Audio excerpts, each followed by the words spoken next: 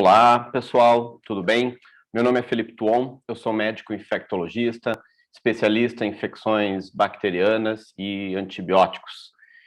E hoje eu vou falar um pouco para vocês sobre os desafios na antibiótico-terapia no tratamento das infecções respiratórias. Então, vão ser duas apresentações. Essa primeira vai ser sobre pneumonia e em outra apresentação eu vou falar sobre outras infecções respiratórias.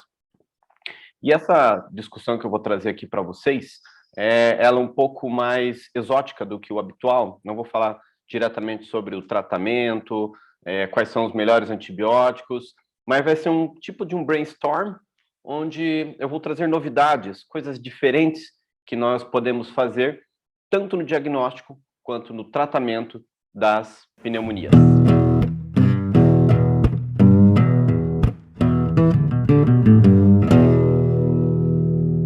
Quais são os desafios da antibiótico-terapia dentro das infecções respiratórias da comunidade? E nesse caso aqui, obviamente, a pneumonia. Bom, como eu vou fazer um foco sobre a pneumonia bacteriana, nós temos que lembrar que o quadro clínico ele é muito clássico. É um paciente com quadro de tosse, febre, falta de ar, e quando o médico examina o pulmão do paciente, no caso o tórax, não dá para examinar o pulmão, só o patologista, obviamente, mas no exame de tórax, ele acaba escutando algumas alterações que são sugestivas de pneumonia. Se nós fizermos uma radiografia de tórax, aí sim, nós vamos ver lá uma alteração, mostrando uma consolidação, uma área que é compatível com pneumonia. E aí, o diagnóstico clínico, ele está feito. Não quer dizer que seja uma pneumonia bacteriana, mas a gente deve levar em conta que provavelmente é. O que acaba acontecendo? Ultimamente, nós temos realizado muita tomografia de tórax. E a tomografia de tórax é um exame muito mais específico e sensível do que a radiografia. E isso aconteceu devido à pandemia do Covid, porque nós sempre ficávamos na dúvida, será que isso é Covid? Será que é uma pneumonia? E o fato é que a tomografia, ela trouxe muito mais informações para nós, porque a gente consegue ver muito bem a consolidação bacteriana, ao passo que, quando nós temos uma infecção viral, ou como, por exemplo, uma infecção pelo Covid, nós conseguimos verificar um padrão que é bem diferente da pneumonia. Então, a tomografia ajudou muito, tanto em indicar um antibiótico, porque a gente olha a tomografia, mais o quadro clínico e fala, isso aqui tem boa probabilidade de ser uma pneumonia bacteriana. Ou nós vemos a tomografia e consideramos que isso aqui existe a probabilidade de ser uma infecção, uma pneumonite viral. Aí fazemos os exames para confirmar o diagnóstico do vírus, enfim, assim por diante. E é interessante nós sabermos que existem sinais e sintomas que são mais específicos de pneumonia, e outros que, vamos dizer assim, eles afastam o diagnóstico de pneumonia. Como, por exemplo, eu comentei para vocês, a tríade de febre, tosse e catarro, elas são muito sugestivas de pneumonia. Já se você tem nariz escorrendo, dor de garganta, a probabilidade de pneumonia começa a diminuir, porque nós vamos pensar aí numa infecção de vias aéreas superiores. Que eu trago para vocês um exemplo de uma radiografia onde a gente fica na dúvida se tem ali uma alteração que é sugestiva de pneumonia. Eu, sinceramente, nesse paciente aqui, não encontrei nenhuma alteração sugestiva. E aí, quando nós vamos para a tomografia, a gente olha e fala, realmente, não tem pneumonia. Então, a tomografia, ela mudou um pouco essa indicação de antibiótico, que, na dúvida, talvez o médico prescrevesse antibiótico para aquele primeiro caso ali. Com a tomografia, eu posso dizer, olha, não tem indicação de usar antibiótico. Mas o fato é que nós não podemos realizar tomografia para todos os pacientes que nós temos suspeita de pneumonia. Isso não é uma atitude, vamos dizer assim, racional dentro do uso dos antimicrobianos. Mas o que eu queria trazer para vocês aqui, um pouco diferente, está relacionado ao avanço da compreensão sobre a pneumonia. E nós temos entendido cada vez mais que a alteração do microbioma das nossas vias respiratórias ele favorece o aparecimento da pneumonia. Porque uma das perguntas mais frequentes é, de onde surgiu essa pneumonia? Por que eu tive pneumonia? Por que quando eu tive pneumonia, o meu caso ficou tão grave? O que aconteceu? É o meu sistema imunológico ou não? O fato é que nós estamos começando a compreender que alterações no nosso microbioma, nas bactérias que moram nas nossas vias respiratórias, essa alteração pode favorecer o aparecimento da pneumonia, assim como também determinar como a pneumonia vai evoluir ao longo do tempo. Então, nós temos que pensar que nós temos um microbioma, milhares de bactérias na nossa cavidade oral, na nossa via respiratória, que moram ali numa simbiose conosco. Está tudo estável. Quando essa microbiota se altera por algum motivo, que pode ser desde alimentação, uso de medicamentos, né, estresse e outras alterações, isso favorece, né, que bactérias patogênicas colonizem a nossa via respiratória. E o que isso acaba acontecendo? Nós sabemos que existem, né, uma migração de pouquíssimas dessas bactérias para dentro da via respiratória inferior e para dentro do pulmão. Se essas bactérias são boas, não há como desenvolver uma pneumonia. Mas, se nós nos colonizamos com bactérias que são patogênicas e elas vão para o pulmão, aí sim existe uma grande chance de causar infecção bacteriana. Então, vocês vejam que existe a questão da bactéria, existe a questão de imunidade, que também influencia, e existe a questão do microbioma. Então, esse conjunto todo parece ser um grande motivo, né, para o desencadear de uma pneumonia. Tá? E, atualmente, né, com o uso da metagenômica, que é o sequenciamento molecular da secreção respiratória, para entender o que está acontecendo ali, que bactérias que estão ali, quais são as bactérias boas, as bactérias ruins.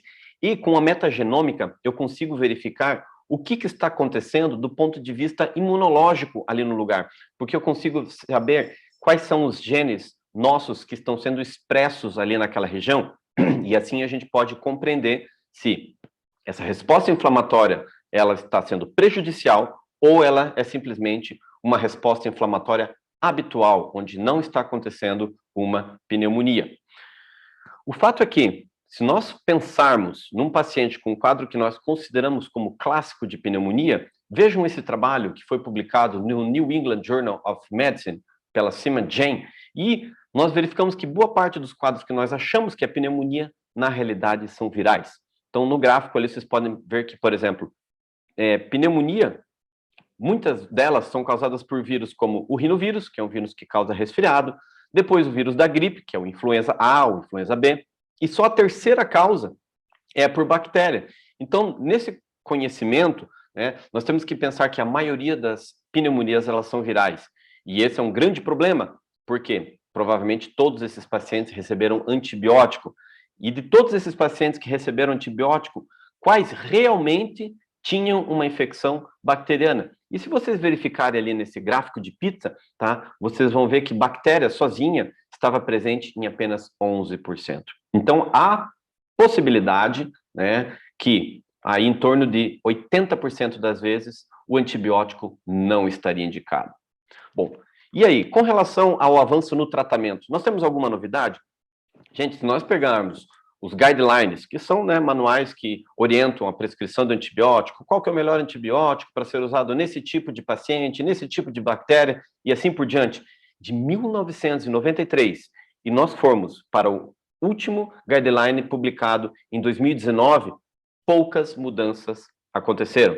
Nós tivemos ali no meio do caminho um guideline, né, onde colocou que alguns antibióticos, como as quinolonas respiratórias, como levofloxacino, moxifloxacino, e naquela época ainda tinha o gatifloxacino, eram antibióticos que deveriam ser usados em alguns tipos de pacientes.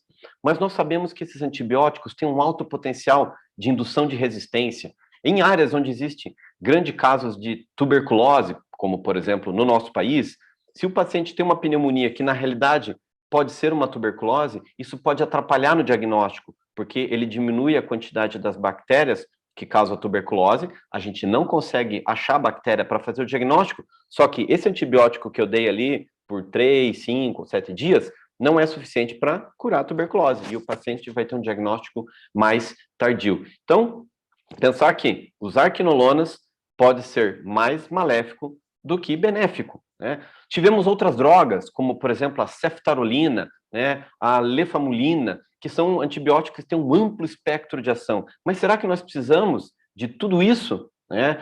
E o que acaba acontecendo? Esse tipo de antibiótico muda consideravelmente o nosso microbioma. E nós temos, dentro do nosso microbioma intestinal, por exemplo, várias bactérias que já são multiresistentes. Só que elas estão ali em uma quantidade muito pequena, não é aquele, né, potencial muito grande. Só que se eu elimino as bactérias boas, vão sobrar as bactérias que são resistentes, que têm potencial de patogenicidade. E eu tendo grande quantidade dessas bactérias, elas podem cair na corrente sanguínea e causar uma infecção, ou posso colonizar a minha via respiratória por elas e aí causar uma infecção por uma bactéria multiresistente. E aí o diagnóstico é difícil e, consequentemente, o tratamento vai ser mais complicado.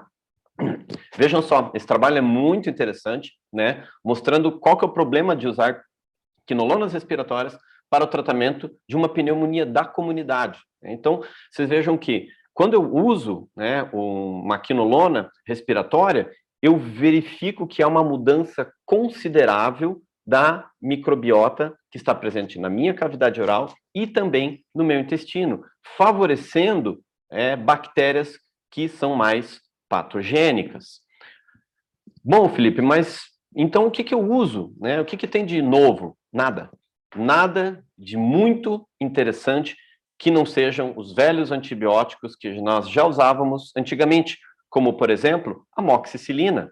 Vejam só, se nós pegarmos aqui um levantamento na Europa com mais de 8.000 bactérias isoladas, e quando eu falo de bactérias, eu estou falando da principal bactéria que causa pneumonia, que é o Streptococcus pneumoniae, vejam que em azul são as bactérias sensíveis, e em vermelho as resistentes. Então, a incidência de Streptococcus pneumoniae resistente à amoxicilina é extremamente baixo, pelo menos na Europa. Outro contexto, terapia combinada. O que é terapia combinada? Eu dar um antibiótico para tratar o Streptococcus pneumoniae e também tratar um outro grupo de bactérias que é de difícil diagnóstico. São chamadas de bactérias atípicas, que também causam pneumonia.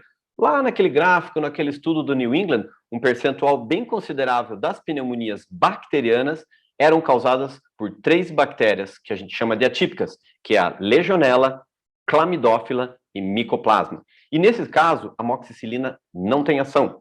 E aí nós temos que combinar com outro antibiótico, né, que faz parte do grupo dos macrolídeos, que é composto por azitromicina, eritromicina e a claritromicina. Existem outros, mas esses 3 são os mais prescritos. Ok, e quando que eu vou usar, né, um macrolídeo? Tá? Num paciente que está bem, jovem, que não tem comorbidades, eu posso usar só amoxicilina, tá? Porque se ele já tem um quadro clínico moderado ou leve, a probabilidade de, se eu não tratar essas bactérias atípicas, o meu paciente ter alguma complicação é pequena. Então, eu posso tratar com amoxicilina. Felipe, mas eu posso usar um macrolídeo? Posso usar uma azitromicina, uma claritromicina para tratar esse paciente?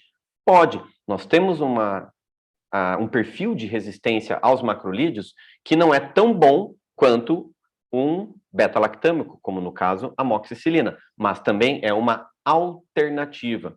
E um outro antibiótico que, na minha opinião, é muito pouco usado, mas que também é uma opção terapêutica muito interessante, né, são as tetraciclinas. E dentro das tetraciclinas, o melhor representante para tratamento de pneumonia é a doxiciclina.